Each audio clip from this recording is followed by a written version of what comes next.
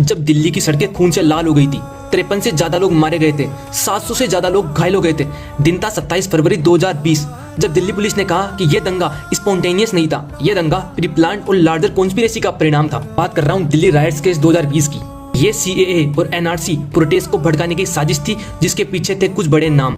13 सितंबर 2020 को उमर खालिद, शर्जील इमाम के साथ 5 अन्य आरोपी को भी गिरफ्तार किया गया under unlawful activities prevention act 1967 के तहत। पूरे 5 साल यानी 1825 दिन के बाद में भी फॉर्मली ट्रायल शुरू नहीं हुआ। मामला जब सुप्रीम कोर्ट पहुंचा, सीनियर एडवोकेट कपिल सिब्बल, अभिषेक सिंघवी और सलमान खुर्शीद ने अक्यूज्ड की तरफ से यह आर्गुमेंट किया कि ट्रायल को पूरे 5 साल हो गए, अभी तक फॉर्मली शुरू नहीं हुआ है, चार्जेस भी अभी तक फ्रेम नहीं हुए और according to article 21 pre trial detention को पनिशमेंट नहीं माना जा सकता।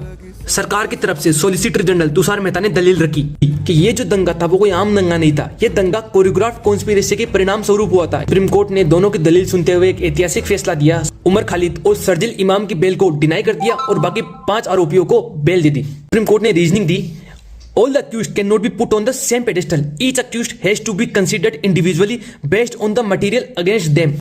यानी जो 2 आरोपी थे उमर खालिद और इमाम, उनका रोल प्राइमा फेसी बहुत ज्यादा था दंगा भड़काने में, प्लानिंग करने में और व्हाट्सएप के थ्रू सबको इंस्टिगेट करने में, इसलिए उनकी इस प्लानिंग को अनदेखा नहीं किया जा सकता। सुप्रीम कोर्ट ने कहा कि यूपीए एक्ट का सेक्शन 43D सब सेक्शन 5 कहता है कि no person accused of an offence punishable under this act shall be released on bail if the court is satisfied that there are reasonable grounds for believing that the accusation is prima facie true. यानी अगर court को लग रहा है कि आरोप सच हो सकता है तो कोर्ट किसी भी हालत में बेल ग्रांट नहीं करेगी। और बाकी जो 5 आरोपी थे उनका रोल पेरिफेरियल था, यानी सीमित था, वो एग्जीक्यूशन और प्लानिंग तक सीमित नहीं थे।